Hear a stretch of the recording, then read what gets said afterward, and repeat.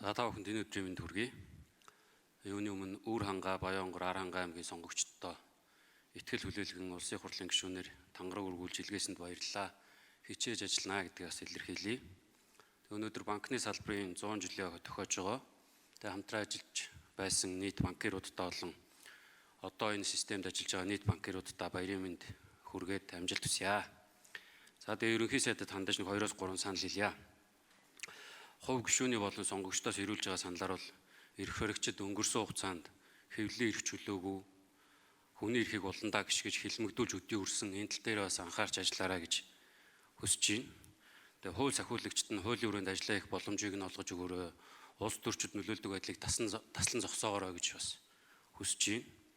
Тэгээд Монгол Ардын нам ялсан гэж үзэж байгаа бол засгаа дангаараа байгуулад яваасаа гэж хүсэж байна. Хамтрал нэртэй ардчилсан намын нэг хэдэн албан тушаалтнуудад ашиг хонжоо хайгчдад одоо ажилд манай тэр хүмүүсийг ажилд авах гэж байгаа бол бүр намдаа илсүүлээд авчаарай гэж бас хэлж байна. За тэгээд ер нь цаашдаа бол ноосон бордооны үйлдвэр барих, малын гаралтай түүхийд эдийн засгийн эргэлтэнд оруулаад экспортод гаргах гэх мэт зөв зүйлийг бол дэмжиж явна. Буруу зүйлийг бол шивэмжлээд явах болно. Тэгээд танд амжилт хүсье, баярлалаа.